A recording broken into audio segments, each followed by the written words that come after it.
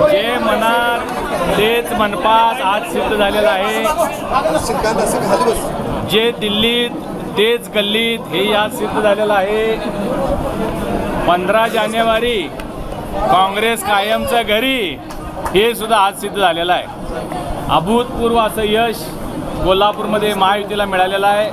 मी कोल्हापूरच्या सर्व नागरिकांचं महायुतीच्या वतीनं मनपूर्वक अभिनंदन करतो, आभार व्यक्त करतो की त्यांनी महायुतीच्या आमच्या आम्ही सगळ्या मंडळींनी महायुतीची जी भूमिका गेले महिनाभर लोकांच्यापर्यंत पाठवण्यासाठी पोहोचवण्यासाठी प्रचार प्रसार पदयात्रा रॅली या माध्यमातून आम्ही लोकांपर्यंत पोहोचलो.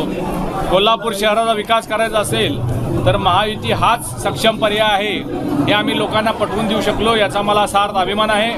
या महायुतीच्या सगळ्या यशामध्ये सन्माननीय उच्च तंत्र शिक्षण मंत्री चंद्रकांत दादा पाटील, त्याचबरोबर महाराष्ट्राचे आरोग्यमंत्री हसनजी मुश्रीफ साहेब, दुसरे आरोग्यमंत्री आणि कोल्हापूर जिल्ह्याचे पालकमंत्री प्रकाशरावजी आंबेडकर साहेब, सन्माननीय आमदार राजेशजी क्षीरसागर, सन्माननीय आमदार अमल महाडिक, भारतीय जनता पार्टीचे महेश जाधव, विजय जाधव, राष्ट्रवादीचे अनिल फरास, शिवसेनेचे सुजित चव्हाण, या सगळ्या मंडळींनी आणि महिलांनी सुद्धा युवकांनी मोठ्या प्रमाणात या सगळ्या प्रचारामध्ये सहभाग घेतला आणि कोल्हापूरचे प्रलंबित असलेले प्रश्न आम्ही सोडवू शकतो.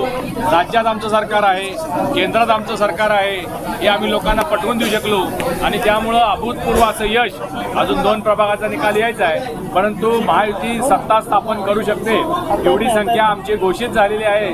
त्यामुळे लवकरच महायुतीचा महापौर कोल्हापूर महापालिकेमध्ये आपल्याला पाहायला मिळेल.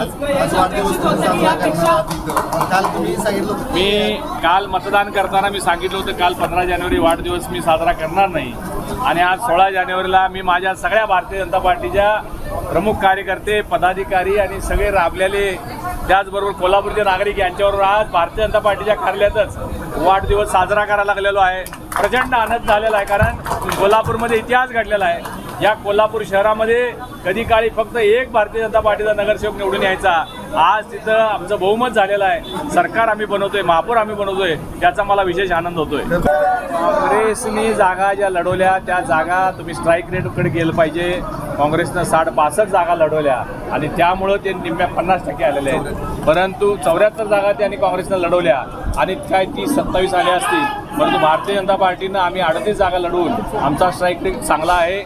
आम्ही चांगले कार्यकर्ते, चांगले ताकदवान उमेदवार देण्याचा प्रयत्न केला आणि त्यामध्ये आम्हाला यश आलेलं आहे. भाजप कधी सत्तेमध्ये कोल्हापुरात आलं नव्हतं. एक स्वप्न कोल्हापूरच्या कार्यकर्त्यांचं पूर्ण झालं असं म्हणायचं. कायम कोल्हापूरला पुरोगामी विचाराचं शहर असं संबोधलं जायचं. आज मला वाटतं त्याला कुठेतरी फाटा देत कोल्हापूरकरांनी एक वेगळा निर्णय घेतलेला आहे आणि भारतीय जनता पार्टी, शिवसेना, राष्ट्रवादी महायुतीला साथ दिलेली आहे.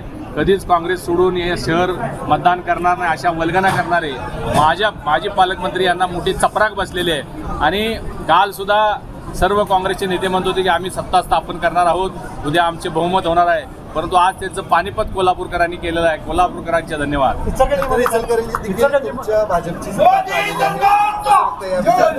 कोल्हापूर आणि इचलकरंजी जरा गेल्यावेळी प्रभाग पद्धतीनं मतदान नव्हतं तरीसुद्धा भाजपचे महापौर बहुमतानं झालेले होते.